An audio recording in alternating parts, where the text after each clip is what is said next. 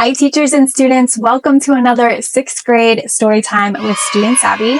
Today we're focusing on explaining stories from Greek mythology, and with names like Icarus, Daedalus, Perseus, it can get a little bit confusing, and not to mention the very tragic themes. It's just a lot to take in. So let's go ahead and jump in the stories and let's try to explain a few. The story of Pandora's box. In ancient Greek mythology, Pandora was the first woman ever created by the gods. Zeus, the king of the gods, devised a plan to punish humans after Prometheus, a titan, stole fire from Mount Olympus and gave it to them. To carry out his plan, Zeus ordered the gods to create Pandora, with each god giving her special gifts. She received beauty from Aphrodite, wisdom from Athena, and curiosity from Hermes. However, Zeus also gave her a sealed jar, not actually a box, with strict instructions never to open it. For a while, Pandora resisted her growing curiosity, but eventually she couldn't hold back any longer. She opened the jar, and to her shock, all sorts of evils poured out: disease, anger, sadness, and suffering. These troubles spread into the world, causing pain and hardship for humanity. In a panic, Pandora quickly shut the jar, but it was too late. All the bad things had escaped. However, one thing remained inside the jar: hope. Interestingly, we don't actually know who placed hope in there. Some believe it was Zeus, wanting to give humans something to hold on to during tough times, while others think it might have been Prometheus, who loved humanity and sought to protect them. In some versions of the myth, hope is described as a glowing light, warm and comforting compared to the darkness that had escaped. In other versions, hope appeared as a soft whisper, or even a tiny winged spirit, offering reassurance. Whoever placed it there, hope remained to help humans, reminding them that even in difficult times, there is always something to hold on to. You might be wondering why it's called Pandora's box instead of a jar.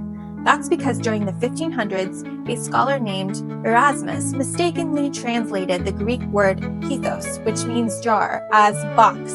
Since then, we've called it Pandora's box, but originally, it was a large jar used to store things like food and drinks. The myth of Pandora's box teaches us that while curiosity can sometimes lead to trouble, hope is always there to guide us through tough times.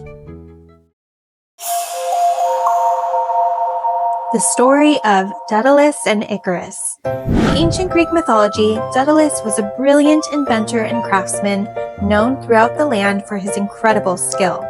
However, after offending King Minos of Crete, Daedalus and his son Icarus were imprisoned in a high tower.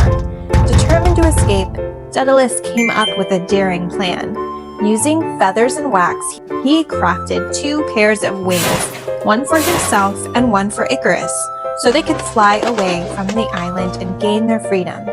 Before their flight, Daedalus warned Icarus about the dangers of flying too high or too low. He told his son to keep a steady course. Flying too close to the sun would melt the wax in the wings, while flying too close to the sea would weigh him down. Icarus promised to listen to his father's advice. I promise I will. At first, everything went smoothly. Father and son soared high above the ocean, feeling the thrill of freedom. However, as they flew, Icarus became overwhelmed with excitement. We did it. He ignored his father's warnings and flew higher and higher, drawn to the blazing sun. As he climbed too close, the heat of the sun began to melt the wax that held his wings together. Soon the feathers started to fall off, and Icarus lost control. He plummeted from the sky into the sea below, where he drowned. Daedalus, heartbroken, searched for his son but only found the feathers floating in the water. The area where Icarus fell was later named the Icarian Sea in his memory. The myth of Icarus is where we get the saying, "Don't fly too close to the sun," which means not to push your limits too far or be overconfident, as it could lead to disaster. The story of Icarus and Daedalus teaches us about the dangers of hubris, excessive pride or self-confidence, and the importance of listening to wise advice. Though Icarus was thrilled by the feeling of freedom, his failure to heed his father's warnings led to tragic consequences. The story of Perseus and Medusa. In ancient Greek mythology, Perseus was a great hero known for his daring quest to slay the Gorgon Medusa. Perseus was the son of Zeus, the king of the gods. His mother was Danae, a mortal princess of Argos. His adventure began when King Polydectes of Seriphus sent him on a seemingly impossible mission to bring back the head of Medusa. Polydectes hoped Perseus would fail as he wanted to marry Danae without his son's interference. Medusa was once beautiful, but after angering the goddess Athena, she was cursed. Her hair turned into writhing snakes, and her gaze became deadly. Anyone who looked directly at her would turn to stone. Medusa was one of the 3 Gorgons, and unlike her sisters, she was mortal, which made her vulnerable to attack. Knowing he couldn't face Medusa alone, Perseus received help from the gods. Hermes gave him winged sandals to fly, while Athena provided a polished shield that could be used as a mirror to avoid Medusa's deadly gaze. Hades, the god of the underworld, gifted him the helm of invisibility so that he could move unseen. Hesperides, nymphs, gave him a magical pouch called a cabysus to safely carry Medusa's head. Hermes also gave Perseus a special sword, sometimes referred to as a sickle, sharp enough to defeat Medusa. Perseus flew to the lair of the Gorgons, while Medusa and her 2 immortal sisters lived. Using Athena's shield as a mirror, Perseus carefully approached Medusa while she slept. With one swift strike of his sword, he beheaded her without looking directly at her. As Medusa died, the winged horse Pegasus and the warrior Chrysaor sprang from her neck, born from the curse that had transformed her. After securing Medusa's head in the cabysus, Perseus set off for home. On his journey, he encountered the princess Andromeda, who was chained to a rock as a sacrifice to a sea monster called Theseus. Perseus rescued her by slaying the monster, and they later married. When Perseus returned home, he used Medusa's head to turn his enemies, including King Polydectes, to stone. He then gave the head to Athena, who placed it on her aegis, a powerful shield that symbolized protection. Even after death, Medusa's head retained the power to turn people into stone, which is why Perseus carried it in the magical pouch known as a cabysus in Greek mythology. The story of Perseus and Medusa teaches us about courage, cleverness, and using wisdom to overcome challenges. Perseus didn't defeat Medusa through brute strength alone, but by using tools and knowledge provided by the gods. This myth also warns of the consequences of hubris, as Medusa's transformation was the result of her offending Athena. However, other theories suggest that Medusa was more of a victim than a villain. In some versions, Athena punished Medusa out of jealousy after she was involved with Poseidon and Athena's temple. This perspective presents Medusa as a tragic figure, cursed for something that was beyond her control. Do you think Medusa was a villain or victim?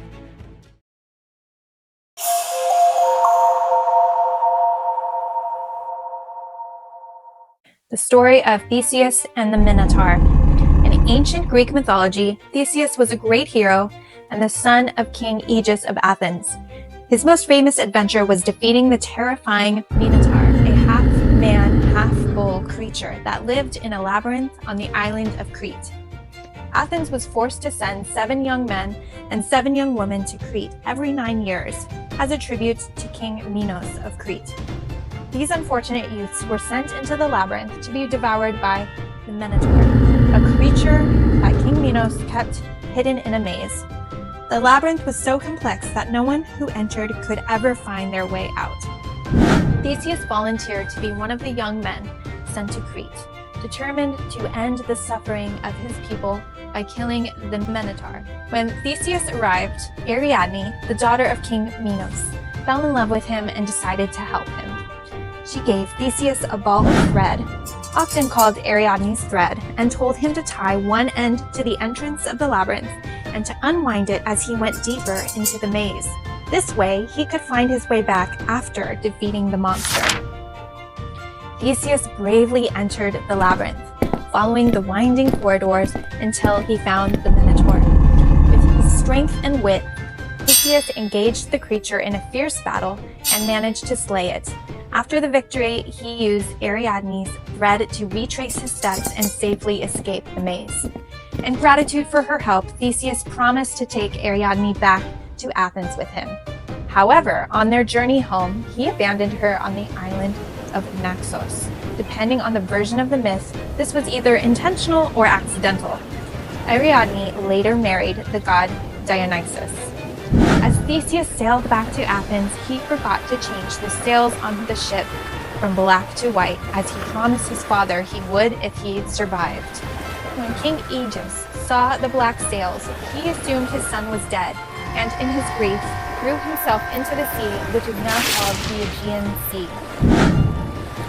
The idea of using a string or thread to navigate a difficult situation comes from this myth, and the phrase Ariadne's thread is still used today to refer to a tool or strategy that helps someone when navigating through a complex problem. The story of Theseus and the Minotaur teaches lessons about bravery, cleverness, and sacrifice. Theseus's courage in facing the Minotaur and his use of Ariadne's thread show that heroes must not only be strong, but also wise in overcoming challenges. The tragedy of Aegeus' death also reminds us that even heroes are sometimes forgetful or flawed, showing the humanity of these legendary figures.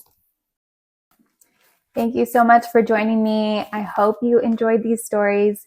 Teachers, if you want physical copies of these stories, you can download the resource off of TPT, and there's also a bunch of supplemental information for your students as well. They can track terms with the term tracker while they're reading. There's questions about the stories, cause and effect pages, timelines, and so much more. So be sure to check that out, and I will see you for the next video. Have a good one. Bye.